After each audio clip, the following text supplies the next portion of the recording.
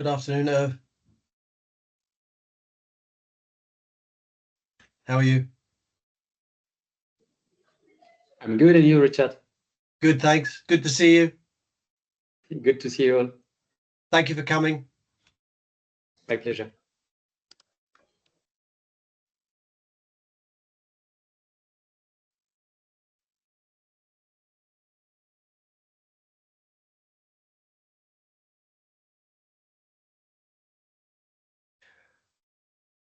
Thank you, everyone, for arriving early. I will start exactly at 3 o'clock my time, because yesterday when I did it, I ran over by 3 minutes, but I think it's because I started too slowly at the beginning. So I'm determined to make it last 1 hour. So I will start in 3 minutes time. And I hope everyone here is okay with me recording it. I should say that, but I had put it on the slide as well.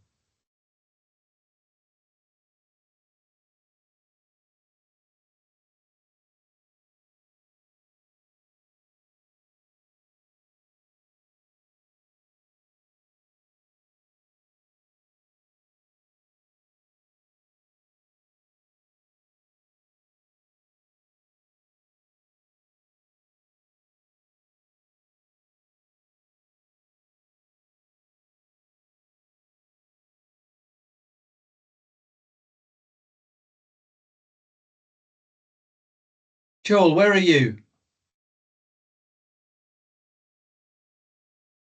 I'm in Granada in Andalusia, Richard. Okay, looking suitably warm as well. It certainly is, yeah. And we had the last day of kids yesterday, so we're in admin mode now. Okay. And how's that going? Is a lot of admin happening, or have you hit the buffers? No, for mostly it's the end of year evaluation meetings that are going on, and Okay. for tutors it's the sending the stuff out to the parents and thinking about next year. Okay. So you've still got enough energy for that? Just about. Now the air conditioning's kicked in, it makes it a bit easier. Good. Well, thank you for finding time to come to this. You're welcome. It was the only one that fits with our summer timetable, so I'm looking forward to it. I was aware that, or I was made aware that some schools were finishing, and I knew I had to get them in earlier. And then there's all the time zones to take into consideration. So I'm hoping that the 4 gave you enough choice. Yeah, well, from tomorrow our timetable is 9 till 3, so this is the Okay. last full day of school until 5 o'clock. Okay. So just about snuck it in. I'm glad I caught you. No, I'm excited to see what we're going to do. Good.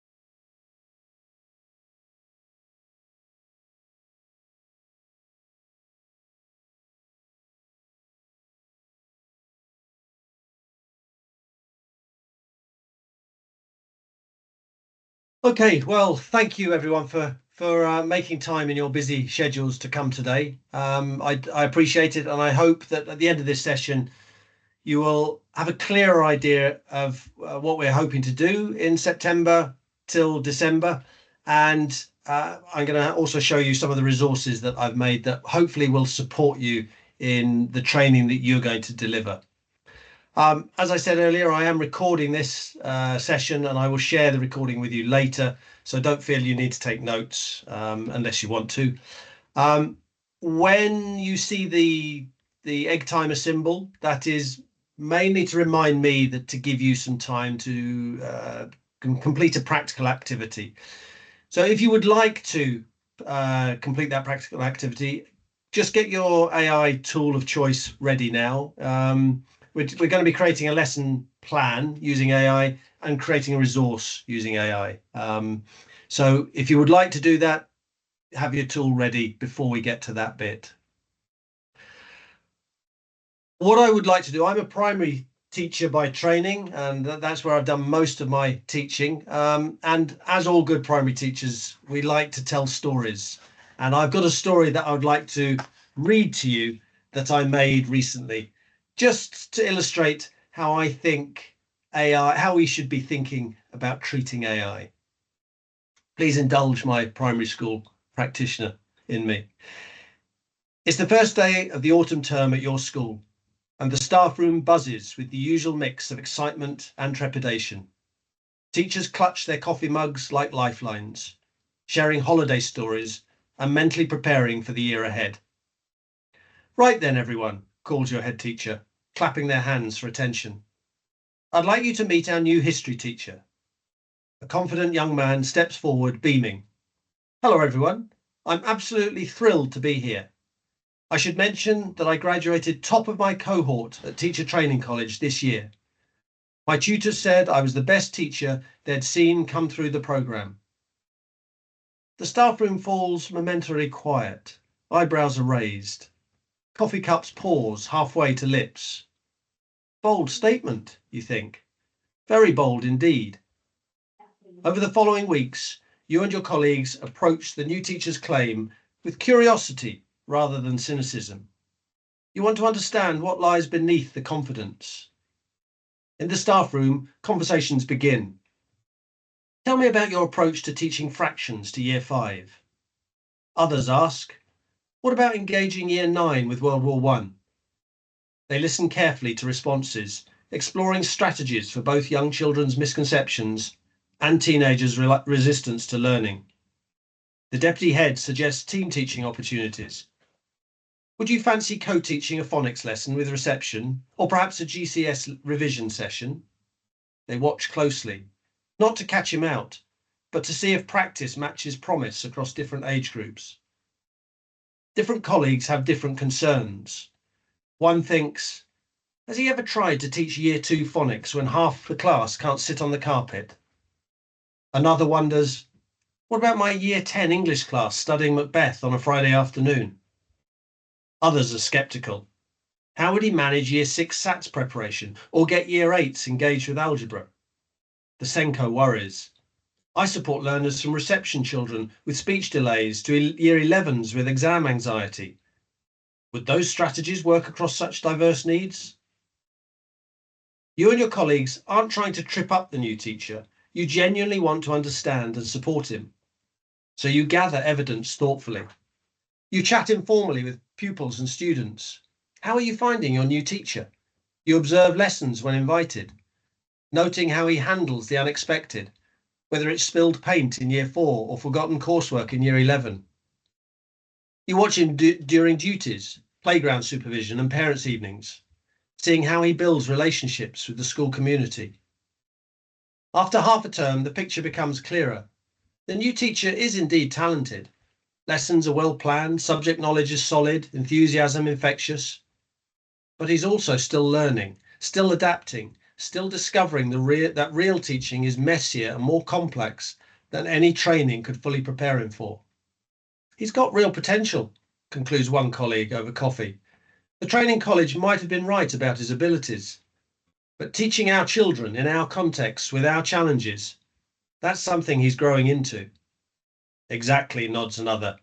The claim wasn't wrong, but it was incomplete. He's the best teacher his training school produced, but becoming the best teacher for our school, for our children, that's a different journey altogether. As you reflect on this experience, your head poses a question. This situation reminds me of something else we're facing. We keep hearing claims about AI being revolutionary for education, about it being the best teaching assistant we could imagine. How might we approach those claims with the same thoughtful curiosity we showed our new colleague? The room falls quiet as the parallel becomes clear. We'd want to test it in our context, you say slowly, not just take someone else's word for it. With our children and students, adds the SENCO, how would AI help my Year 1 child struggling with letter formation, or my Year 11 student with exam anxiety? We'd want to try it ourselves, concludes the deputy head, See how it works teaching year 3 reading or year 9 maths on a challenging day. The conversation that follows is rich with possibility and grounded in wisdom that comes from knowing every classroom is unique, every challenge specific, and every claim worth testing with professional curiosity. Thank you for letting me share that story. I won't labour the point there any further. In this session, these are the things that we're going to look at. I'll talk to you about a wellbeing survey that we've got planned. I'm going to take you on a guided tour of the SharePoint that you may have had a chance to look at already, but if you haven't, doesn't matter. If you haven't had a link to it, please send me an email after this and I'll make sure that you're added to the list. I'm briefly going to talk about the Innovation Hub that's coming. I will share with you an AI curriculum that I've been working on, and the good and the bad and the ugly videos that I've created. Mainly those two are for lower secondary students. The bulk of this session is going to be focusing on point 5 and point 6, which is lesson planning and resource creation, which are our focuses for our AI focuses for next term. And then I'll share with you some additional resources that are on SharePoint. And at the very end, there's one thing in the EU AI Act that I want to encourage us all to begin to get into the habit of doing. Let's start with the Wellbeing and AI survey. So Rhiannon, who some of you may know is the head of wellbeing in Globe Educate, and I have designed a survey that we would like to share with you in September. It's not going to be a organization-wide survey, but it is hopefully going to come through you as the AI champions. And we would like you to identify 6 colleagues who you know will respond to it, 2 colleagues who have not used AI, 2 colleagues who are beginning to use AI, and 2 colleagues who are using AI regularly. And we want to measure where people are with their well-being and see if the implementation of some of our AI plans make any difference to their well-being by the end of the year. So we'll do it at the beginning of the year and at the end of the year, but more on that will follow. But that's coming, and I'll be very grateful if you could help supervise that being done in your school. It's only about 10 questions. It's not very onerous, and it will come on Google Forms. So that's coming, but I'll share more in September. SharePoint is where I've created resources that will hopefully be useful for you when you deliver your AI training, and also supplementary resources that you may think will be appropriate for specific colleagues who perhaps at the very beginning of this journey. I'm very aware that a number of colleagues, I was talking to Anna at Rome International School recently, and she was saying it was a rough guess. She thought 80% of her colleagues were using AI to support them writing reports this year. Whereas this time last year, she put that at around 5%. So I'm very aware that this is taking off quite quickly amongst a large number of colleagues. However, there are colleagues who have still to start this journey, and I've been thinking about what I needed to make for them, and I will share that with you in the SharePoint tour. We'll start with the SharePoint tour. This is what it looks like. I will be adding resources to this area as the year progresses. Training resources for our spring term will start to appear during the autumn term. I didn't want to overclutter it, and I also haven't made them yet, so they will appear. Everything here is for now and September. The Innovation Hub is something that I'm just finalizing some details on. I was talking a few minutes ago about colleagues who haven't started their AI journey. I'm also very aware that there are a number of colleagues who are well down the road with their AI adventure. And I didn't want to haul them back to the start point and say, okay, I would like you to start back near the beginning again, because I think a number of colleagues have already been doing some of these things that we're going to talk about now. So the Innovation Hub is, the idea behind the Innovation Hub is that it's a platform where people can continue to innovate with AI, having identified an issue within their school or within Globe Educate that they think, I wonder if AI can help us solve this problem or help make this problem less of an issue. But again, I will be sharing some information about the Innovation Hub in the coming week or two. The AI curriculum and the good, the bad, and the ugly. This is also on SharePoint, and I'll show you where it is. It's down there, files 6.0 and 6.1. This is where you will find them. Now, the curriculum folder, you will see in there that there's a chapter 1, and chapter one is going to be added to in the coming year. So I will then be creating a chapter 2. Ultimately, chapter 1 will be for year 7 equivalents, chapter 2 will be for year 8, chapter 3 will be for year 9. But at this stage, I think if you are able to find time to get this into your curriculum, chapter 1 could be used for years 7, 8, and 9, possibly the last primary year, and possibly year 10. And I think there's no harm if you can get it into your curriculum somehow, that they are all exposed to it, if possible. There is nothing mandatory about the curriculum. It's there for you to use if you can find a way of getting it in. And I'll share with you how I was thinking when I made this. So within chapter 1, there are 6 lessons. Each lesson is made up of, if you do the whole lesson, it's a 40-minute lesson, and it starts with a P4C question. In the core of the lesson, there's a video that I've made, and you'll see it in the file there. And at the end, there's another question to have a discussion with the pupils around what they've just watched on the video. I've designed it so somebody who isn't particularly comfortable talking about AI or teaching about AI can deliver. It's mainly a philosophical debate that they will be leading, and we've all done that for many years. So if someone looks at the lesson plan, they shouldn't be horrified by it.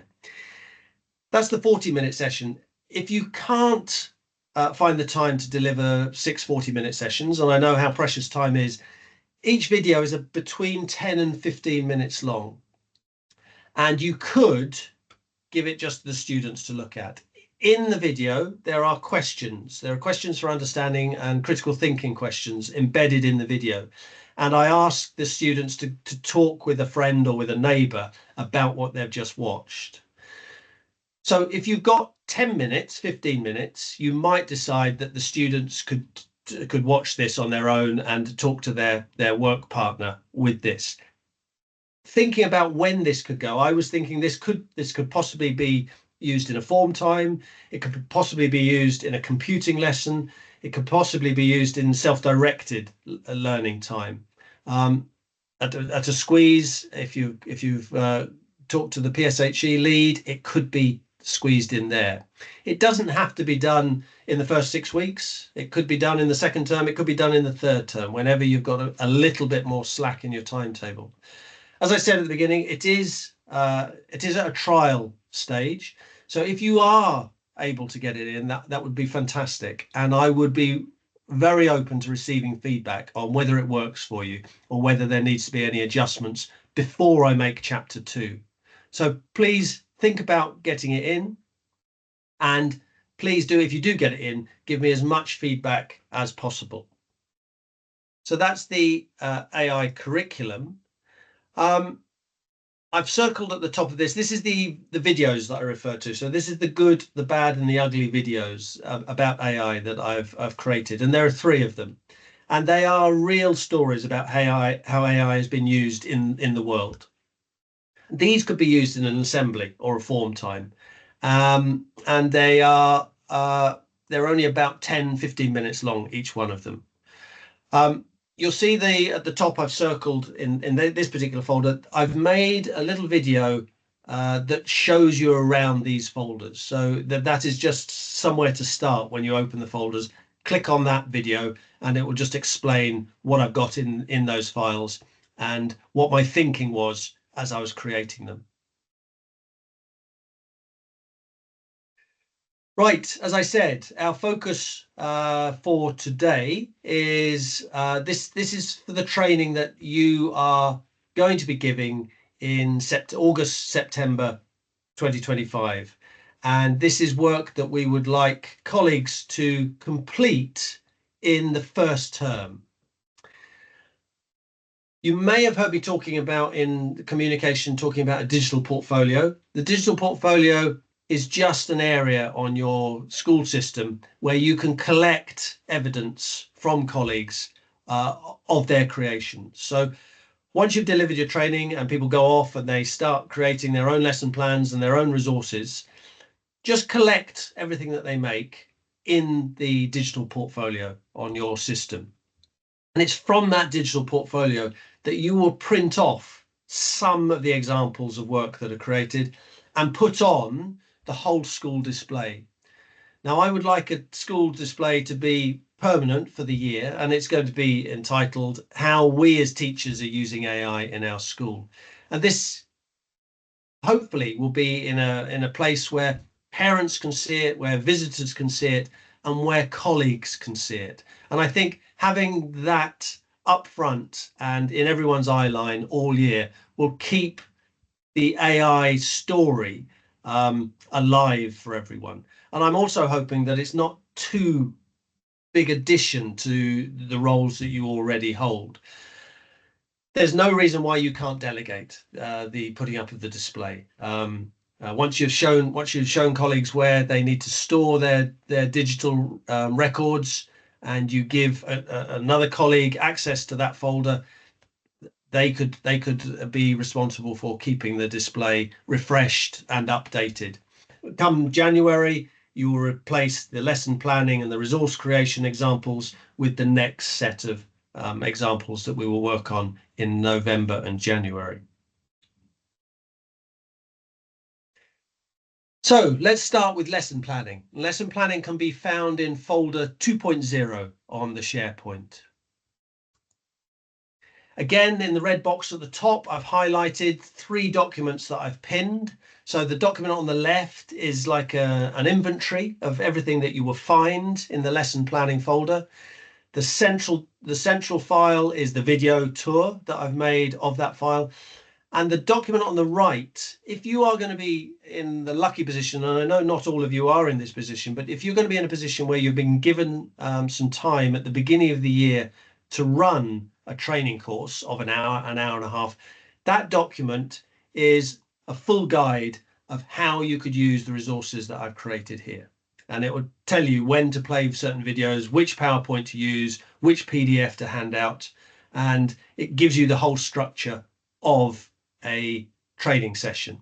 However, it is only a guide. If you look at that and think, I want to do mine completely different, please feel free to. If you look at that and think, well, I haven't been given an hour, but I have got half an hour in a staff meeting at the beginning of term, what shall I take from this list? What is most useful for my colleagues? Please create your own training session from that. When I was making all this, I was trying to make a mix and match set. So you can pluck things that are relevant to your setting and your colleagues. Discard anything else that you think, no, we're beyond that. We don't need to do that. We have no need to go back to that. So it's really a mix and match for you. But that's a guide if you are feeling that you would like some support. Underneath that box, I've circled one file in there. You may be in a school where you've been, like Anna at RIS, where many colleagues have been using AI to create lesson plans already. And that file is for schools like you, colleagues that you may have, that is encouraging people to think about how can I use AI output in a specifically designed lesson.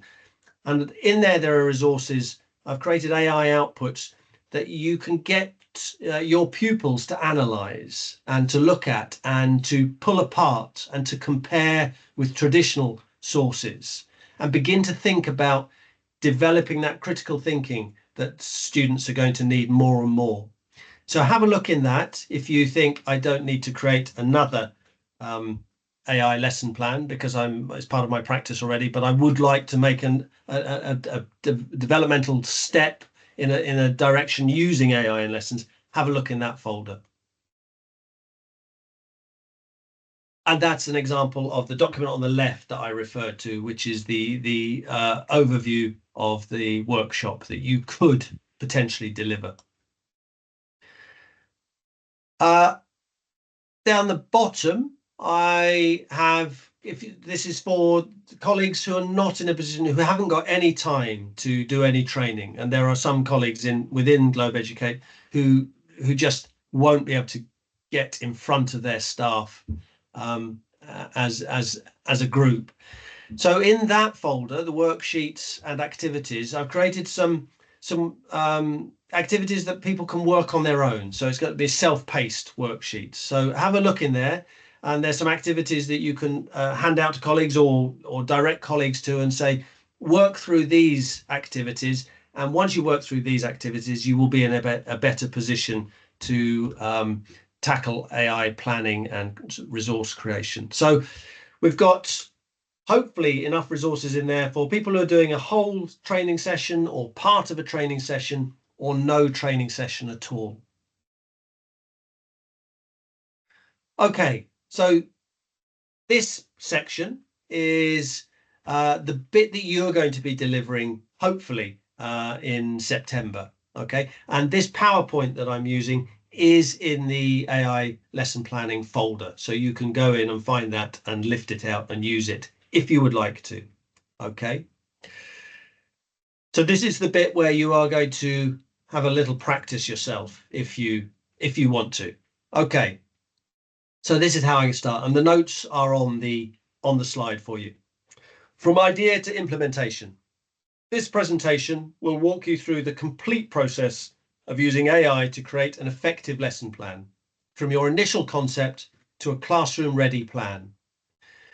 We're going to use a real example throughout this to show exactly how this process works in practice. And again, I've lent on my primary training, so it's a primary example that I've got on the slides, but I think it's easily adaptable to your subject and your context. Planning with AI follows a 5-step circular process. You start with a teaching idea. You craft an effective prompt. You generate and then evaluate an initial plan. You then refine that plan with follow-up prompts, and you finally prepare it for implementation in your classroom. This process combines the efficiency of AI with your professional expertise. So my example, this is my example that I'm going to be leaning on. We're planning a Year 4 science lesson on states of matter, specifically investigating the properties of solids, liquids and gases. The context is a mixed ability class with limited science resources, a common scenario for many teachers, I know. Okay, and I've just put my notes in those blocks to make sure that I'm going to include those in my prompt. So here's the prompt on the left. Notice how it includes specific details about year group, topic, class composition, and time constraints. I've requested particular elements, objectives, a starter, an investigation, and a plenary. And I've specified that we need hands-on activities using simple materials.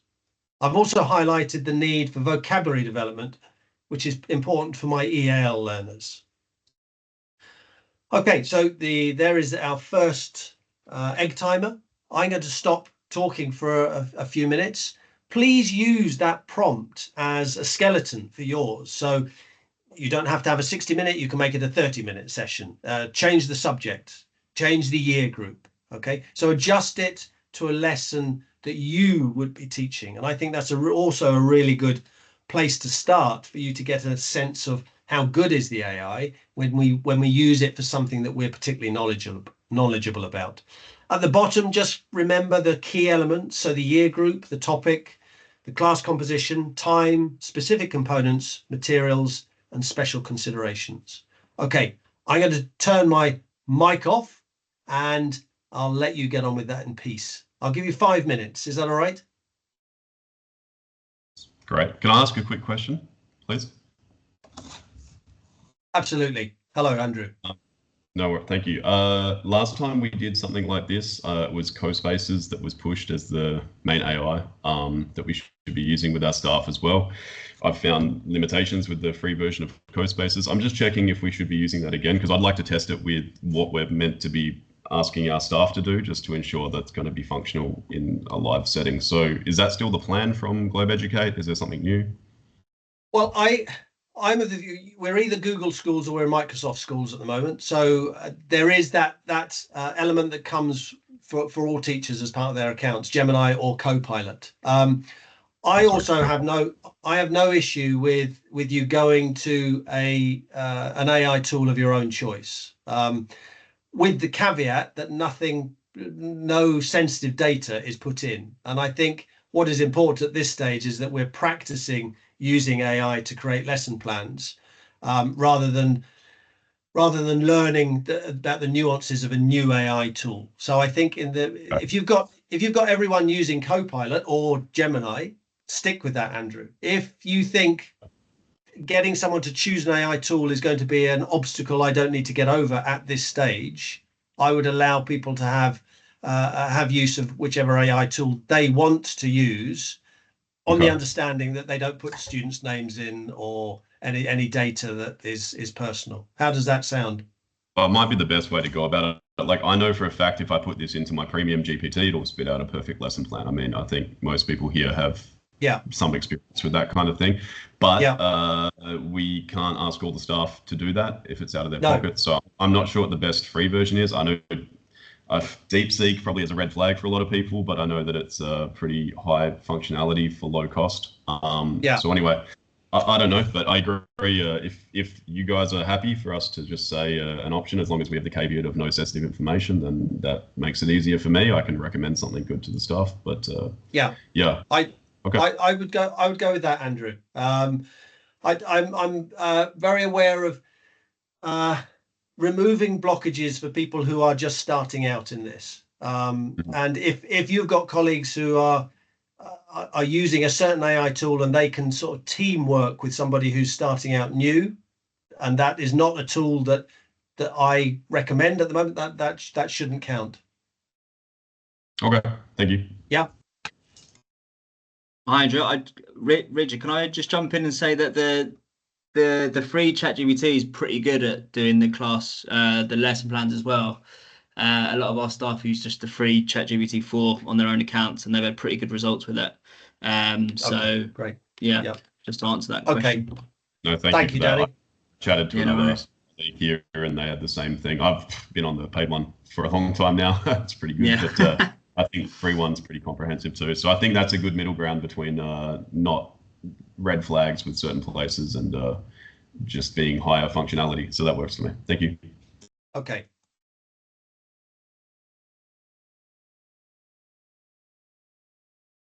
Richard, is this with a view to share back or just for our own practice or sort of thing? Just for your own practice, Danny. Okay, cool. No worries. Yeah.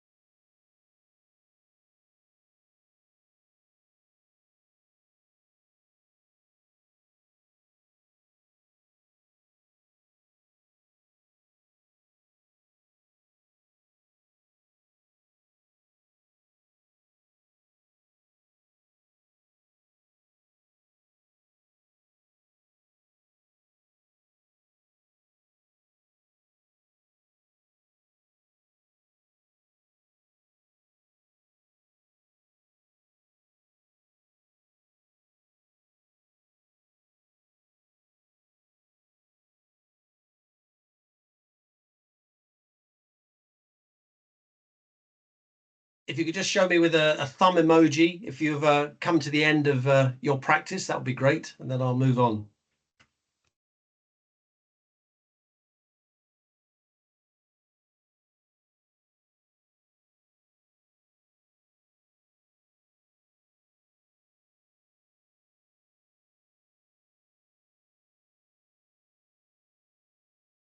Great. Thumbs are appearing. Right. So when I created my lesson plan, I looked at what was generated and I identified several strengths. And those strengths included the learning objective was clear and appropriate. My starter activity effectively introduced the concept, and the materials list was realistic. And there was some basic differentiation. However, I also found areas that needed improvement. The investigation instructions, for example, were too complex for year 4. The EAL support was limited and timing seemed very unrealistic for some activities, and the assessment approach needed further development. So this is my first look at what's been produced. And based on my judgment, I'm then going to go back with a second refined follow-up prompt that is going to address those issues that I've identified.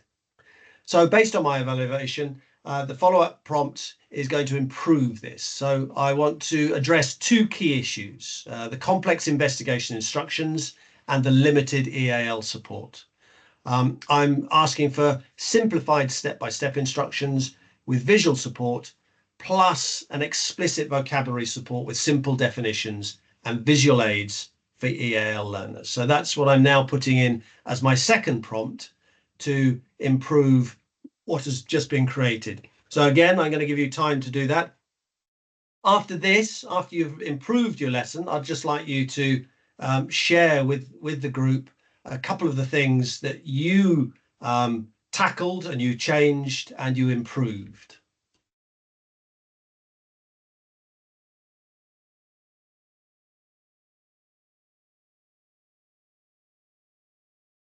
Yeah, I found that. Danny, yeah, sorry. Yeah, Danny. that's fine. Within our class, obviously, we're an international school, British school in Spain. The IA doesn't really understand the concept of basically the whole room, all 25 learners are effectively EAL learners. So it focuses quite heavily on what would be a British lesson plan, as it were. So, but once you re-prompt the AI to take into account that basically 25 students are EAL, with then you've got 2 or 3 that are severe EAL. It does come back with a much better plan within that. And then I kind of got it to build in key vocabulary. I did it for a geography lesson plan, but obviously there's key vocabulary in that the students won't have heard before. And it kind of built that into the lesson plan specifically, which is what we kind of want to do here. So that's how I overcome that barrier. Fantastic. Thank you, Danny. Thank you for sharing that.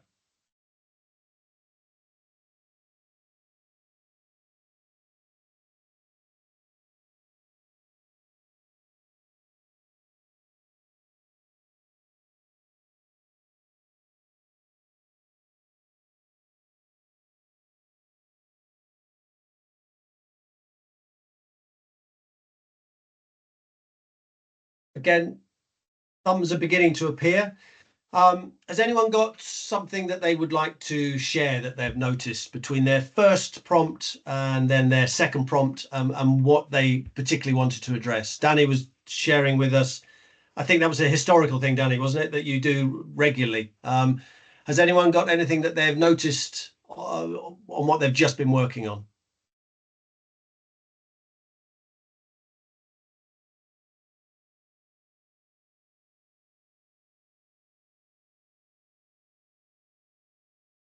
No? Okay, fine. So after our follow-up prompts, the plan has significantly improved. The investigation now has simplified steps with visual support. There's a word bank with definitions and images for EAL learners. The timing has been adjusted to be more realistic. The assessment approach now includes specific questions and an exit ticket. And there are clearer classroom management instructions throughout. So much better than the first one. However, before implementation, make a final personal adjustments to the plan.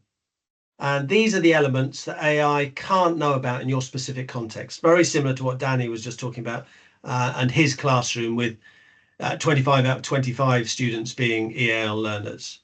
For example, we've added references familiar to our students, incorporated our classroom behavior management strategies, perhaps, noted where teaching assistants, if you're lucky enough to have them, should position themselves and who they should work with, highlighted preparation needed before the lesson, and added connections to previous learning. So this is where you add in the stuff that makes it fit your classroom, your children, and your colleagues.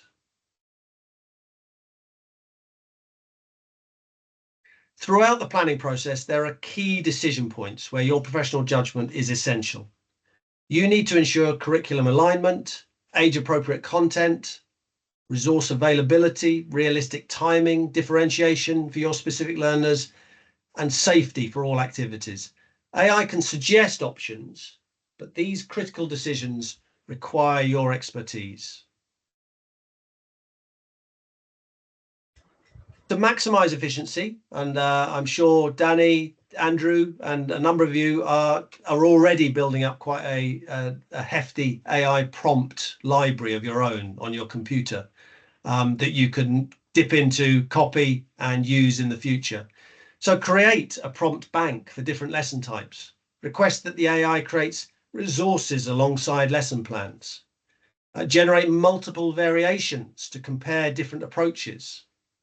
Focus your time on personalization rather than creation from scratch. And use AI particularly for those parts of the lessons that you personally find challenging to plan. Now, I know if I was asked to go and teach a GCSE geography class, although I'm a geography graduate myself, I would struggle to teach anything to do with weather, for example, and that would be a good area for me to rely on AI to help. Whereas there are other areas within my knowledge that I'm stronger on and would be more comfortable with. So you know yourself, and use AI to help you with those gaps that you might have, or those areas that you might need to develop further. Okay, that's the end of the lesson planning section. Are there any questions?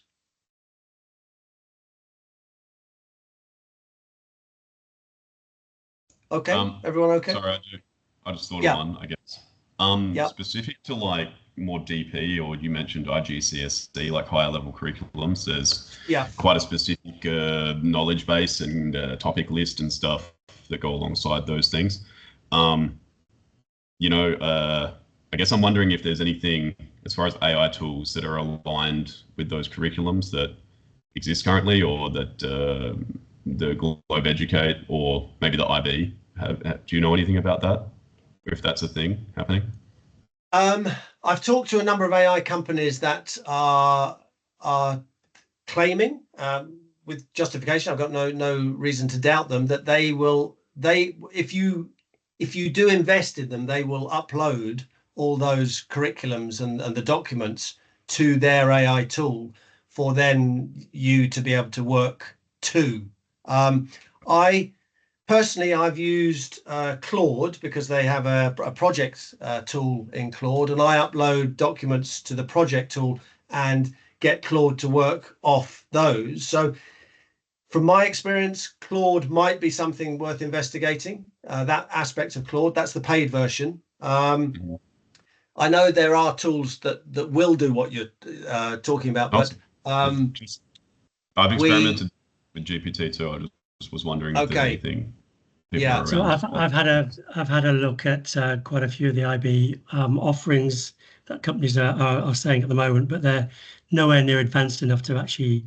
There's aspiration that it's going to help, but it's not there yet. So, as Richard said, upload documents and then kind of match it to that is probably the best way of doing it. Is that like allowed? I guess I don't know from the IB's perspective. Yeah, so the published documents that you can get off the Curriculum Resources Centre, you can just upload parts of that and then plan the lesson from there. Okay, thanks. Cheers. Thanks, John. Thanks, Andrew. I'm going to try and pick up the pace because I realise I've got 20 minutes left.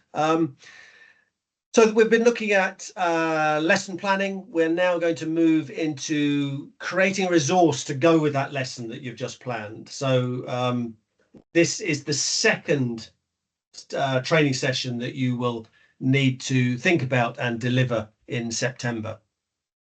So this presentation, like the previous one, is a step-by-step walkthrough of the complete AI resource creation process. You'll follow the journey from the initial concept to classroom-ready materials, seeing real examples and practical tips at each stage. By the end of this presentation, you'll have a clear roadmap for transforming teaching ideas to engaging, effective resources using AI tools. So the visual journey shows the complete process from initial idea to classroom implementation. Notice how the process, like the lesson planning, isn't linear. You might move backwards and forwards between stages as you refine the resource. Each icon here represents a crucial stage where your professional expertise shapes the outcome, while the AI accelerates the generation stage. Your input is essential, as at every step, to ensure that the final resource truly serves your students' needs. Every great resource begins with a clear concept rooted in student needs. I think one of the dangers with AI, and I fall into this trap myself often, is because it makes stuff so quickly, I perhaps end up making stuff that I don't really need. So do think carefully at the beginning about whether you really need it. Take time to think deeply about why you need the resource and what specific problem it will solve. Consider your students' current understanding, their interests, their challenges. The clearer your concept, the more focused your resulting resource will be. Notice how our example concept identifies the students, which could be year 5, the specific challenge, understanding equivalent fractions, and the desired approach, conceptual, not just procedural. The planning phase transforms the concept to specific actionable details. This is where you define the exact learning objectives. So consider timing constraints and gather information about your student context. Note how we've moved from a general concept to specific requirements. This detailed planning ensures your AI prompt will generate content that truly meets your needs. The more thoroughly you plan, the better your final resource will be. So your prompt is the bridge between your planning and AI generation. Notice how this prompt includes specific details about the students, clear requirements for content and structure, and mentions both support and challenge elements. The more specific and detailed your prompt, the closer the AI output will be to your vision. Think of writing prompts as an art form. Practice will help you become more precise and more effective. The generation stage is where the AI transforms your prompt into actual content. You'll very quickly receive a structured resource that includes activities, examples, and organizational elements. However, it's crucial to remember that this is a raw material and needs your expert review and refinement. Don't expect perfection on the first try. AI generation is the starting block of your creative process. So in my case, the AI produced structured content, multiple activities, good layout suggestions, differentiation ideas, and it took a very short amount of time. When evaluating your output, use a systematic approach to check different aspects of the resource. Look for factual errors, first of all. Ensure that it's age appropriate. Verify the curriculum alignment. Excuse me. Assess practical feasibility. Pay particular attention to red flags that require immediate correction. This evaluation stage protects your professional standards and ensures student safety and the success of the lesson. Refinement transforms a good AI-generated resource into an excellent teaching tool. So look at the before and after comparisons to see how small changes can significantly improve clarity, effectiveness. Use follow-up prompts to address specific issues you've identified. This iterative process of refinement is where your expertise really shines. You're customizing the resource to perfectly fit your teaching context and student. Again, I'm going to stop now because I realize I've plowed through a couple of these egg timers, I'm going to stop and just give you a chance to create a resource that could go with the lesson plan that you created earlier. So I will stop talking for a few minutes. I am very aware of the time, so I'll give you a few minutes to start it. You may not be able to finish it though.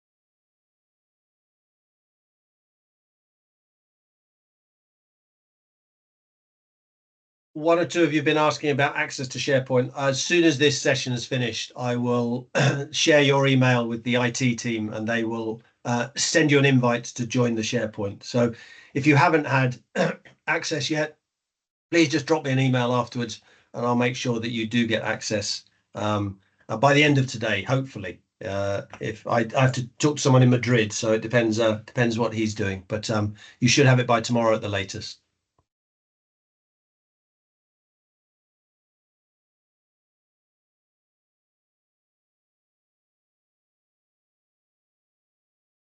Okay, with one eye on the time, I'm going to move on, and I've got the first thumbs appearing. So thank you for sending those thumbs. It's helps me. So the final stage of the resource creation. Fanny, you wanted to ask a question.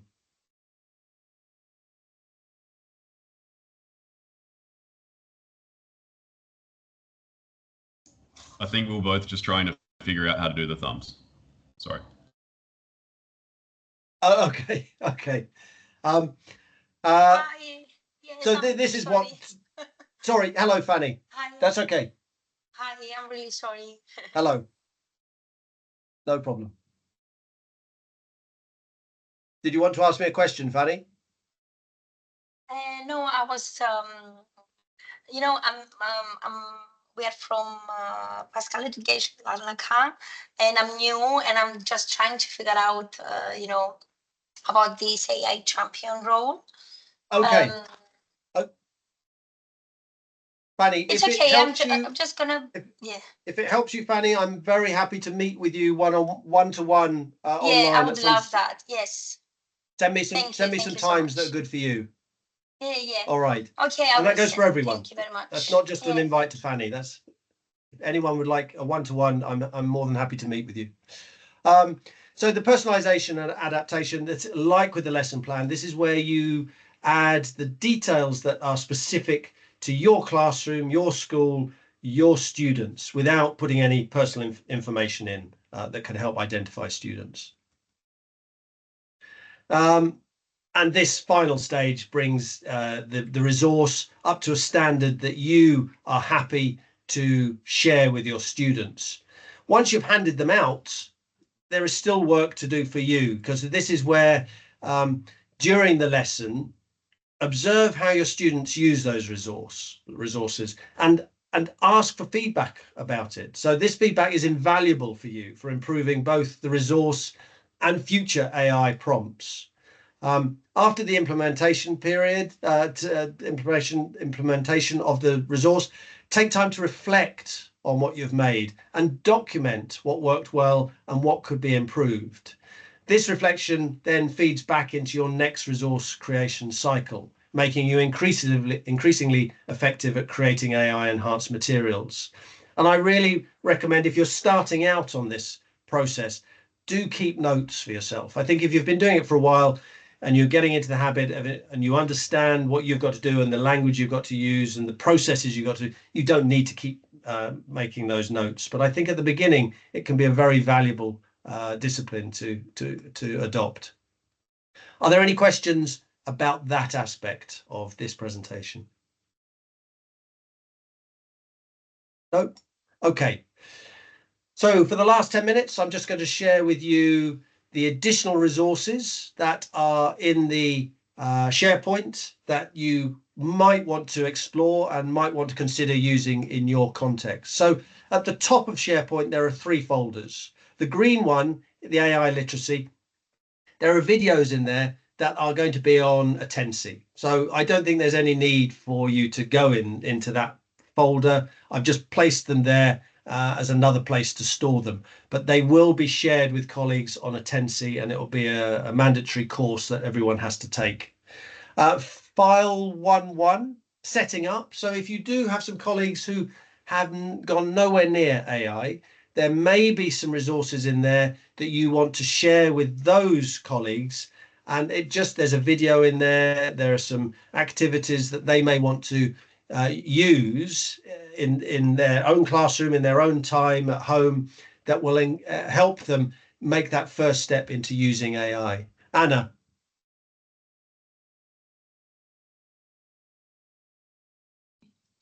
Hello, can you hear me? I can hear you, yes. Hello, Richard. Hello, everyone. I'm sorry. Since tomorrow we have Inset and we were planning to work on Attensi, I was wondering, do you know when those courses are going to be on Attensi? They're on there now, but John and I have got to meet with Elena, who's just finished putting them up, Okay. to sign them off. So they're very close, but I don't think they'll be ready for tomorrow. Okay. All right. Sorry, Anna. Thank you very much. No, that's okay. It's just to ensure that it's good to know. I know. Thank you. No problem. So folder 1.1 is for colleagues who are at the very beginning of their journey. You may think there's no one in our school that needs that, so ignore that file. You may have a new colleague arriving in September who hasn't been engaging with AI. That may be the first step to direct them to. And file 1.2 is again for colleagues who, again, may be starting out on their AI journey, but there's some other resources that I'll share with you in there that may be of interest. And then down at the bottom, I've circled 6.2, which are the webinars that I've been creating. Danny, I haven't got your podcast in there yet, but that will end up in there. So that will be archived for everyone to be able to access. So there may be some interesting videos for people to watch there again. These resources in here are for you to direct colleagues to rather than necessary for you to use. Setting up, again, at the top of the setting up file, there's a video talking you through all the resources, and there's also a document which gives you an overview of all those resources in there. So there's some activities, some examples, some frequently asked questions, some troubleshooting documents in there. And I designed those for people to be able to use on their own. The prompt writing folder, there are 3 courses in there. So there's prompt writing for beginners, prompt writing for intermediate, and prompt writing for advanced. These, we'll just look in one of those folders. We'll look in the prompt writing for beginners. The other 2 mirror these in content. So there are 4 videos. So if I go back one, so in beginner part 1, you'll see there's a PDF, PowerPoint in there. There's a video, and there is a transcript of that video. Again, I've designed these for people to look at on their own. So again, if you've got a colleague who is starting out with their prompt writing journey, I don't want you to spend time having to train them. Again, you get them to use these resources, and hopefully I've made them well enough for them to be able to use them themselves without any supervision. Again, give me feedback on these. I have no idea what they will be like when they hit the ground. They're ideas in my head at the moment, and they can only be tested by you and by your colleagues. So if you get any feedback, please share it with me. And then at the very end, I just want to share, there is a file on the SharePoint, and I've identified 5 points that I think we need, as class teachers, we need to be aware of. I don't want to get bogged down in the EU AI Act. I don't want to terrify people about it. But I think there's one habit that we should all get into. And that is where you'll find the document. The one habit that I think we should all begin to get into, and some of you probably do this already, is just to identify when we've used an AI tool on a resource. So I haven't done this by any stretch of the imagination all the time. It's something I've started doing, more deliberately, and I put on the end of things if I've created it using AI and what AI tool I've used. And I think if we all get into that habit from September, then it encourages transparency, it's modeling for children, and it's also protecting ourselves from any AI Act discrepancies. So I think if that's the only thing we start doing, we'll be making a good start with meeting those requirements. Right. I've brought it in at 15:56, so we've got 4 minutes for questions. I'm prepared to go over a bit longer if this develops into something more. So any questions about SharePoint, about AI in general, and about the lesson planning and the resource creation?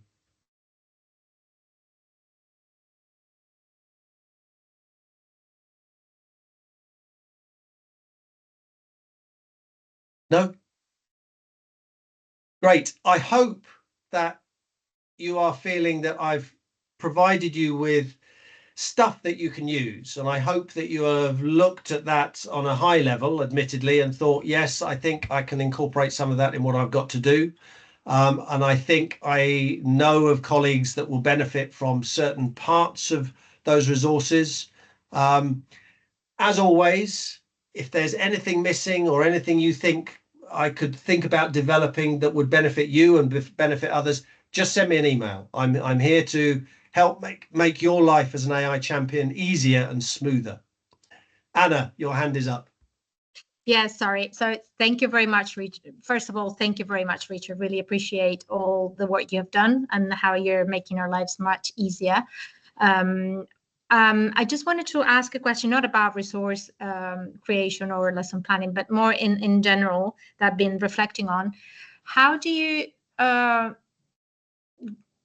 are you transparent enough with parents, and how do you get them on board and prevent them from being, react against us using AI?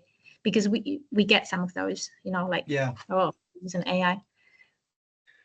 I think this is going to be a really challenging area, more challenging for some schools than others. And I think it really depends on your parent group. And I know there are some schools where the general consensus is anti-device, anti-technology. So inserting AI into that mix is going to be even more challenging for that school. I think it's ultimately, I don't have the answer, Anna. Ultimately, it's going to come down to communicating effectively with your parent group and taking it slowly. I think as a parent, I would want to hear that my school are talking about AI at the very least with students, about what it means to us and to our futures, even if they're not engaging in using it with children. I think the sooner we can start those conversations and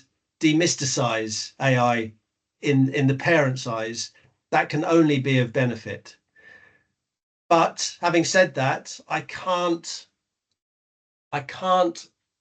say to you with any confidence, this is how you should do it, because that would be wrong of me to do that, not knowing your parent group and your context.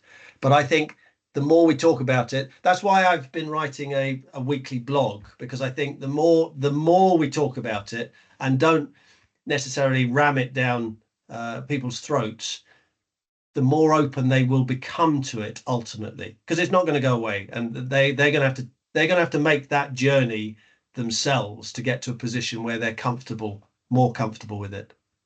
Andrew, have you got something you wanted to add?